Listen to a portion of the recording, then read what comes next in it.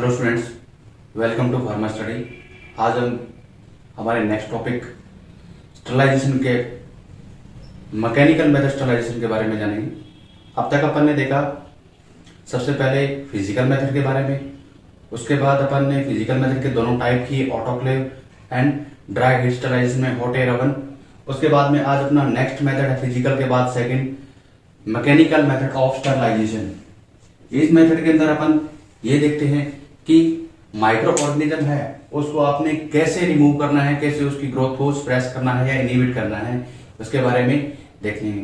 तो आज अपन इसमें फर्स्ट ऑफ ऑल देखते हैं कि इस मेथड के दौरान किस इक्विपमेंट को अपन इसके अंदर यूज करते हैं। सबसे पहले अपन इस मेथड के लिए फिल्ट्रेशन, जो फिल्टर होता है अपना, उस फिल्टर को यूज करते हैं और इस मेथड या टेक्निक को बोलते हैं फिल्ट्रेशन टेक्निक या फिल्ट्रेशन मेथड। अब इस मेथड के अंदर जो आपके माइक्रो ऑर्गेनिज्म होता है उसके साइज के बेसिस पे, जो आपकी सीव है, सीव के साइज के बेसिस पे माइक्रो ऑर्गेनिज्म को रिमूव किया जाता है। कैसे किया जाता है? इसके अंदर जो फिल्टर होता है, जो फिल्टर पेपर का एज ए वर्क करता है, वो डिफरेंट टाइप के होते हैं। जैसे आपका ग्लास फिल्टर है, सिंटर्ड फिल्टर है, मेम्ब्रेन फिल्टर है, सेटिस फिल्टर है, सिरामिक फिल्टर है और हैपा फिल्टर है। इस तरह के डिफरेंट टाइप के फिल्टर अपन यूज करते हैं और वो फिल्टर यूज करके और अपन इस मेथड के द्वारा माइक्रो ऑर्गेनिज्म को रिमूव करते हैं। जैसे जो इनका आपका जो सीव का साइज होता है, वो सीव का साइज 0.22 से 0.45 नैनोमीटर तक इसका साइज होता है, जिसके द्वारा माइक्रो ऑर्गेनिज्म है वो उस सीव से रिमूव हो जाते हैं, उसके ऊपर ही रह जाते हैं और अपना जो सॉल्यूशन है या जो भी आपकी एयर है वो फिल्टर आउट होकर के अपने को प्योर फॉर्म में मिलती है। जैसे आपको ये डायग्राम दिखाया गया है, ये आपका क्या है? फिल्टर है। इस फिल्टर के द्वारा अगर आप दोनों टाइप की एक्टिविटी कर सकते हो, चाहे आपकी ड्राई हो चाहे आपकी लिक्विड फॉर्मुलेशन हो। जैसे आप ड्राई की एक्टिविटी करते हैं तो 3 टाइप के मेथड, या लिक्विड की करते हैं तो भी 3 टाइप के मेथड उस पर एक्टिव रोल प्ले करते हैं। कैसे? फर्स्ट ऑफ ऑल, जब आप इसमें से ड्राई एयर पास करोगे तो जो भी आपके पार्टिकल्स होंगे वो पार्टिकल्स इसके अंदर रुक जाएंगे और उनकी ट्रैपिंग हो जाएगी। ठीक है, तो ये क्या है? अपने को प्योर एयर उसके बाद अपने को मिल जाएगी। तो ये क्या है? आपकी एज ए ट्रैपिंग प्रोसेस है। इसको टैपिंग या ट्रैपिंग प्रोसेस भी बोल सकते हो। क्या हुआ? जो पार्टिकल्स थे एयर के अंदर, वो पार्टिकल्स उस फिल्टर ने क्या कर लिया? अपने अब्जॉर्ब कर लिए, ट्रैप कर लिए। ठीक है, इसी तरह से सीविंग टेक्निक भी रहती है। ये क्या करती है? उसको छानती है। सीव मतलब छानना। ठीक है, सीव के अंदर क्या होता है? छानना। जैसे आपके चाय वाली छलनी होती है, वो क्या करती है? चाय को छानती है। उसी तरह से क्या है, ये भी एक प्रोसेस है। इसके द्वारा भी जो आपका लिक्विड सोल्यूशन है वो क्या करेगा? इस सीव के द्वारा उसके साइज के बेसिस पे बड़े साइज के पार्टिकल्स होंगे वो फिल्टर के ऊपर रह जाएंगे और छोटे साइज का जो लिक्विड सोल्यूशन होगा वो आपका फिल्टर आउट होकर के अपने को मिल जाएगा। इस तरह से क्या करते हैं अपन? इस फिल्ट्रेशन के द्वारा इसको फिल्टर आउट कर लेते हैं। दूसरा है आपका absorption process, not absorption. Absorption process और एब्जॉर्प्शन प्रोसेस में डिफरेंट रहता है। एब्जॉर्ब होता है कंप्लीटली एब्जॉर्ब होना।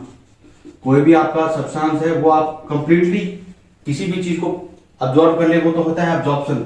लेकिन एडजॉर्प्शन होता है हमेशा ही सरफेस पे। सरफेस पे जो सरफेस के द्वारा, जैसे फिल्टर पेपर है आपका, तो फिल्टर पेपर की सरफेस के द्वारा क्या है? उसको अब्जॉर्ब किया जा रहा है और उसके बाद में अपने को प्योर फॉर्मुलेशन मिलती है। तो वो प्रोसेस क्या है? आपकी एब्जॉर्प्शन प्रोसेस है। तो इस तरह से क्या है, अपन माइक्रो ऑर्गेनिज्म को इस मेथड के द्वारा, सीविंग, एब्जॉर्प्शन और ट्रैपिंग मेथड के द्वारा रिमूव कर सकते हैं। उसके बाद में इस तरह से कुछ अपना रहता है, जो फिल्टर पेपर है उसमें से ड्राई एयर पास करे चाहे लिक्विड सॉल्यूशन पास करे, अपने को वहां पे जो माइक्रो ऑर्गेनिज्म के जो पार्टिकल्स होंगे या उससे लार्ज पार्टिकल साइज के होंगे वो अपने को उसके अंदर एज इम्प्योरिटी के तौर पे ऑब्टेन हो जाएंगे और प्योर फॉर्मुलेशन है वो आपको मिल जाएगी।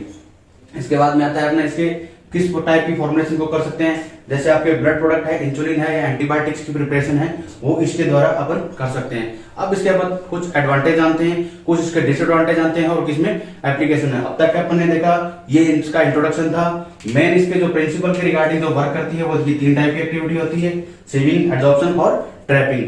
अब अपन देखते हैं इसके एडवांटेज किस किस में हो सकते हैं। जैसे सबसे पहले ये थर्मोलेबाइल सब्सटेंस जितने भी होते हैं या एक्वस फॉर्मुलेशन होती है उनके स्टरलाइजेशन के लिए बहुत ज्यादा इंपॉर्टेंट रोल प्ले करता है। कैसे कि आप उनको हॉट एयर ओवन से या ऑटोक्लेव से स्टरलाइज नहीं कर सकते, क्योंकि वो हीट सेंसिटिव टाइप एक्टिविटी करते हैं और जैसे ही वो हीट के संपर्क में आ जाएंगे तो डिस्ट्रॉय हो जाएंगे। तो इसके लिए क्या है, ये सबसे सुटेबल और बेस्ट मेथड है। उसके बाद में एक्वस टाइप की प्रिपरेशन हो उसके लिए भी अपन क्या है, ये मैकेनिकल मेथड है वो यूज करते हैं। उसके बाद में डिफरेंट टाइप के जितने भी माइक्रो ऑर्गेनिज्म है उनको रिमूव करना है तो वो प्रोसेस आपके लिए बेस्ट प्रोसेस है मैकेनिकल मेथड प्रोसेस। उसके बाद में क्लेरिफिकेशन और स्टरलाइजेशन दोनों ही इस प्रोसेस के द्वारा डन किए जाते हैं। क्लेरिफिकेशन जैसे आप अपन ने देखा वो क्लेरिफाई करता है, और स्टरलाइजेशन मतलब उसकी माइक्रो ऑर्गेनिज्म की इम्प्योरिटीज को रिमूव करता है।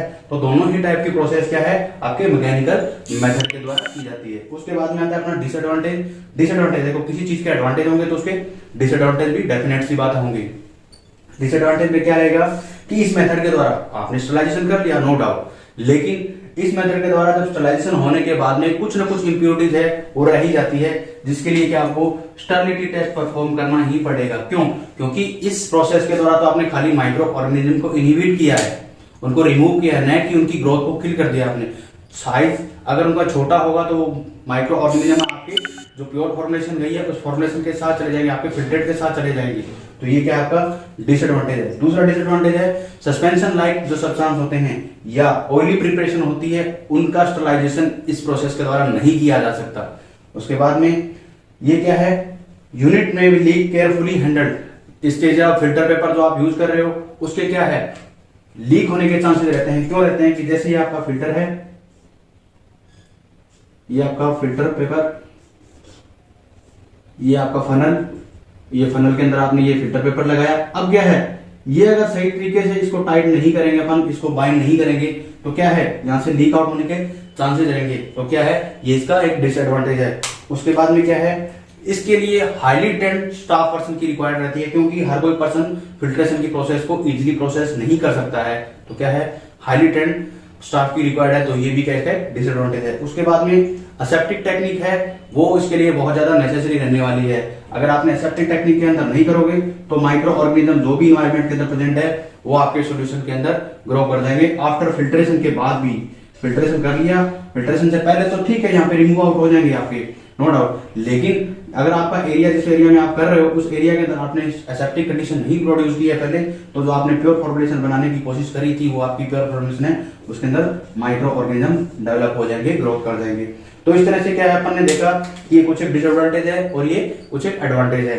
उसके बाद में इस मेथड को किस टाइप की एप्लीकेशन में अपन यूज कर सकते हैं, जैसे कि अपने जो ऑप्थेल्मिक टाइप प्रिपरेशन होती है, जो आंखों की प्रिपरेशन के लिए जो अपन फॉर्मुलेशन करते हैं, फार्मास्यूटिकल फॉर्मुलेशन करते हैं, उसके अंदर ये बहुत ही ज्यादा इफेक्टिव रहती है। उसके बाद में आपकी जो ब्लड रिलेटेड कंपोनेंट प्रोडक्ट की फॉर्मुलेशन होती है या इंसुलिन है या एंजाइम की प्रिपरेशन है, उसके लिए भी अपन क्या है इस मैकेनिकल मेथड को यूज कर सकते हैं और माइक्रो ऑर्गेनिज्म की इंप्योरिटी को रिमूव कर सकते हैं। तो ये भी क्या है एक एप्लीकेशन के तौर पे अपन मान सकते हैं। उसके बाद में थर्मोलेबाइल सब्सटेंस या एक्वस प्रिपरेशन होती है जितनी भी, वो भी इस मेथड के द्वारा अपन क्या है स्टरलाइज कर सकते हैं। तो इस तरह से अपन ने देखा कि मैकेनिकल मेथड के द्वारा अपन किस तरह से क्या है प्रोसेस करके उसके क्या प्रिंसिपल है, क्या उसके एडवांटेज है, क्या डिसएडवांटेज है, क्या उसका मेन मेथड रहने वाला मैकेनिज्म रहने वाला है, क्या उसकी एप्लीकेशन रहने वाला है, इसके बारे में अपन ने जाना। अभी तक अपन ने देखा कि हमारा जो मैकेनिकल मेथड के द्वारा अपन ने कैसे माइक्रो ऑर्गेनिज्म को फिल्ट्रेशन प्रोसेस के द्वारा उनको स्टरलाइज किया, उनको कैसे रिमूव किया। अभी इसी के अंदर कंटिन्यू अपना थर्ड मेथड है रेडिएशन मेथड। प्रोसेस के अंदर क्या रहता है कि मेनली जो भी आपकी फार्मास्यूटिकल फॉर्मुलेशन है या कोई अनादर कोई भी चीज़ जिसको आप स्टरलाइज करना चाहते हो और वो भी सरफेशियली स्टरलाइज करना चाहते हो, वहाँ इस मेथड को बहुत ज़्यादा अच्छे से यूज़ किया जाता है। इस मेथड के दौरान जहाँ भी उस सरफेस पे जो माइक्रो ऑर्गेनिज्म प्रेजेंट होते हैं उनकी ग्रोथ इनहिबिट और स्प्रेस कर दी जाती है और वो माइक्रो ऑर्गेनिज्म आपके किल हो जाते हैं। कुछ इसके बारे में डेफिनेशन से और इसको इंट्रोडक्शन से करते हुए अपन इसको जानने की कोशिश करते हैं कि ये प्रोसेस कैसे वर्क करती है।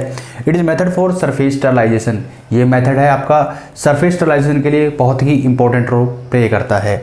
उसके बाद में radiation is generally used as energy source. Energy source के तौर पे रेडिएशन को अपन यहाँ पे यूज़ करते हैं। जैसे वहाँ पे अपन ने किसको यूज़ किया था, वाटर को यूज़ किया था, कहीं पे अपन ने ड्राई हीट को यूज़ किया था।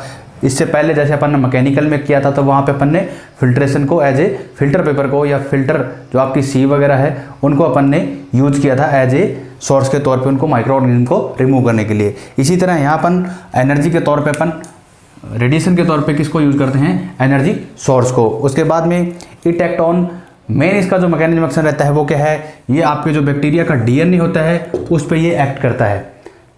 कैसे करता है, दो तरह से करता है। First of all ionizing method के दौरान, दूसरा सेकंड नॉन आयोनाइजिंग मेथड के दौरान। आयोनाइजिंग मेथड में क्या होता है कि इसके अंदर आपकी जो वेवलेंथ होती है वो शॉर्ट होती है और इंटेंसिटी उसकी हाई होती है। क्या करता है, मेन मैकेनिज्म क्या रहता है, ये जो आपका माइक्रो ऑर्गेनिज्म का जो डीएनए होता है उस डीएनए के अंदर म्यूटेशन कोज कर देता है। कैसे, ये जैसे आपका डीएनए दिख रहा है, ये डीएनए स्ट्रैंड है, इसके अंदर एडेनिन, थाइमिन, साइटोसिन, ग्वानिन इस तरह से कुछ इंटरफेयरिंग करके बैंड और डीएनए की फॉर्मेशन होती है न्यूक्लिक एसिड के द्वारा। तो ये म्यूटेशन क्या करेगा, जो आपके एडेनिन, थाइमिन और साइटोसिन, ग्वानिन है उनके अंदर आपस में इंटरचेंजिंग कर देता है और जिसकी वजह से क्या है, बैक्टीरिया की डेथ हो जाती है, किल हो जाता है माइक्रो ऑर्गेनिज्म अपना।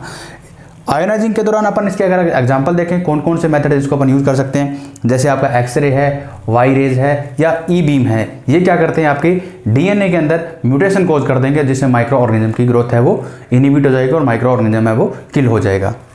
उसी तरह से सेकंड अपन इसके अंदर करने से पहले इसके अंदर एक्सरे के दौरान अगर अपन देखें तो कौन सा डोज अपन रिक्वायर्ड रहती है, जैसे आपका कोबाल्ट है या सीजियम है, ये क्या कहता है जी आपके पैकेजिंग कंटेनर के दौरान जो आपकी पैकेजिंग फॉर्मुलेशन रहती है उसको अगर आपने स्टरलाइज करना है तो इसके लिए आप यूज़ करते हो। इसके लिए मेनली जो आपकी डोज रिक्वायर्ड रहती है 2.5 एमरेड है वो इसके लिए डोज रिक्वायर्ड रहती है और लैम्डा की जो फ्रीक्वेंसी होती है वो 253.7 नैनोमीटर के आसपास इसकी वेवलेंथ रहती है, जो इसके लिए बेस्ट रिजल्ट और उन माइक्रो ऑर्गेनिज्म को किल करने के लिए बहुत ही ज़्यादा इंपॉर्टेंट रोल प्ले करती है।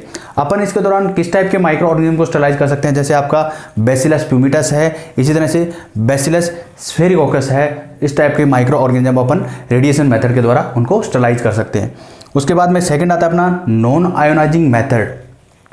नॉन आयोनाइजिंग मेथड के अंदर क्या करते हैं, इसमें तो क्या हुआ था, अपना डीएनए का म्यूटेशन हुआ था। क्या हुआ था, डीएनए का म्यूटेशन हुआ था, लेकिन यहाँ जो आपका है इसकी लेंथ वेवलेंथ शॉर्ट थी, इसकी लेंथ वेवलेंथ है वो लॉन्गर होती है, इसकी इंटेंसिटी हाई थी और अपने यहाँ पे एनर्जी सोर्स के तौर पे लोअर इंटेंसिटी बोल सकते हो या लो एनर्जी होती है यूज। इसके अंदर क्या रहता है, जो आपके डीएनए के अंदर प्यूरिन और प्रिमिडिन जो प्रेजेंट होता है वो प्यूरिन और प्रिमिडिन जो रेज आ रही है उन रेज को एब्जॉर्ब कर लेते हैं और उन रेज को एब्जॉर्ब करने के बाद में क्या है, वो जो आगे उनका फॉर्मेशन हो रहा रहता है वो फॉर्मेशन है वो उसका इम्पेयर हो जाता है और माइक्रो ऑर्गेनिज्म की डेथ हो जाती है। तो इस दौरान जैसे अपन ने देखा आयोनाइजिंग के अंदर अपने एक्सरे, गामा रेज और ई बीम यूज़ किया था, इसी तरह से नॉन आयोनाइजिंग में अपने यूवी रेज और IR rays as a energy source के तौर पे इसमें यूज़ किया जाता है माइक्रो ऑर्गेनिज्म की ग्रोथ को इनहिबिट करने के लिए या माइक्रो ऑर्गेनिज्म को किल करने के लिए। उसके बाद में ये अपन ने मेथड देखे। अब क्या है, इसकी कुछ एडवांटेज क्या रहने वाले हैं, क्या डिसएडवांटेज रहने वाले हैं और किसको अपन ने इसके अंदर अपन एप्लीकेशन क्या रहने वाले जिसमें इसको अपन यूज़ करते हैं। जैसे फर्स्ट ऑफ ऑल इसके एडवांटेज के रिगार्डिंग देखें तो ये क्या है, बहुत ही मोर इफेक्टिव प्रोसेस है। ये आपकी जितनी भी प्रोसेस है उनमें सबसे बेस्ट रिजल्ट देने वाली प्रोसेस क्या है, ये इसका एक एडवांटेज है। उसके बाद में क्या है, जब आप इस प्रोसेस के द्वारा यूज़ करते हो कल्चर मीडिया के दौरान, तो कल्चर मीडिया पे इसका कोई भी इफेक्ट नहीं पड़ता है क्योंकि ये सरफेसली स्टरलाइजेशन करती है। अगर अगला एडवांटेज देखें तो ये क्या है, बहुत ही कम टाइम कंज्यूमिंग प्रोसेस है, बहुत कम समय में क्या है अपन रेडिएशन कर लेते हैं। उसके बाद में और एडवांटेज देखें तो क्या है, जब अपन रेडिएशन करते हैं तो इसके द्वारा कोई भी केमिकल रेजिड्यू है वो आपकी सरफेस पे या उस जो प्रोडक्ट आपने जिसको स्टरलाइज किया है उसके अंदर नहीं रहता है। तो ये क्या है, इसके कुछ एक एडवांटेज है। इसी तरह से कुछ चीज़ अगर किसी के एडवांटेज होते हैं तो उसके कुछ ना कुछ डिसएडवांटेज भी रहेंगे। जैसे क्या हो सकता है, ये क्या है, बहुत ही एक्सपेंसिव मेथड रहने वाला है। कैसे, जैसे आप देखते ही हो कि जो आपकी एक्सरेज वगैरह है, जो आप एक्सरे करवाने जाते हैं या आपके एमआरआई, सीटी स्कैन्स वगैरह है, तो इनमें क्या है, बीम रेज रहती है, एक्सरे यूवी रेज वगैरह है या गामा रेज है जो इसके अंदर यूज़ की जाती है, मेनली आईआर रेज वगैरह है। तो ये क्या करती है, जब इनके इंस्ट्रूमेंट अपरेटस अगर इतने महंगे आते हैं तो इसका स्टरलाइजेशन अगर अपन इस प्रोसेस के द्वारा करेंगे तो वो क्या है, बहुत ज़्यादा एक्सपेंसिव रहने वाला है। तो क्या है, आपकी ये बहुत ज़्यादा एक्सपेंसिव मेथड है। उसके बाद में इसके अंदर क्या है, स्पेशल टाइप के इक्विपमेंट अपन के द्वारा ही अपन क्या है रेडिएशन स्टरलाइजेशन कर सकते हैं। तो इस वजह से क्या है, ये बहुत ज़्यादा इकोनॉमिक नहीं रहता है, अपने लिए एक्सपेंसिव रहता है। उसके बाद में ये क्या करता है, इंजरी कोज करता है। कैसे, जैसे आप कर रहे हो स्टरलाइजेशन कर रहे हो एक्सरे के द्वारा, अगर आपकी स्किन ओपन है तो नॉर्मली क्या है, उस एनवायरनमेंट के अंदर कहीं ना कहीं रेज रह जाएगी और वो आपके लिए क्या है, हार्मफुल और इंजरी कोज कर सकती है। तो ये क्या रहे आपके कुछ एक एडवांटेज और डिसएडवांटेज रहे। अब क्या इसके बारे में थोड़ी सी अपन एप्लीकेशन भी जान लेते हैं, किस किस के अंदर अपन रेडिएशन स्टरलाइजेशन को यूज़ कर सकते हैं। तो ये मेथड क्या है आपका, मेनली हॉस्पिटल्स के अंदर जो आपके वर्कर्स रहते हैं उनके क्लॉथ होते हैं, जो कपड़े होते हैं, क्लॉथ होते हैं, उनको क्या है स्टरलाइज करने के लिए क्या है बहुत ज़्यादा इंपॉर्टेंट रोल प्ले करता है। इससे क्या है उनकी सरफेस को स्टरलाइजेशन करने में माइक्रो ऑर्गेनिज्म है या जर्म्स वगैरह है वो ग्रोथ नहीं करते हैं। उसके बाद में इस मेथड को क्या है सूचर्स वगैरह है या प्लास्टिक वगैरह के जो भी सिरिंजेस वगैरह रहते हैं या प्लास्टिक के कोई भी हॉस्पिटल के दौरान अपन इंस्ट्रूमेंट या अपरेटस कुछ यूज़ करते हैं उनको स्टरलाइजेशन करने में भी इसका यूज़ किया जाता है। तो ये क्या है कुछ एक एप्लीकेशन हुई अपनी, और अपन ने देखा कि किस तरह से रेडिएशन ने इफेक्ट किया आयोनाइजेशन के द्वारा और नॉन आयोनाइजिंग के द्वारा।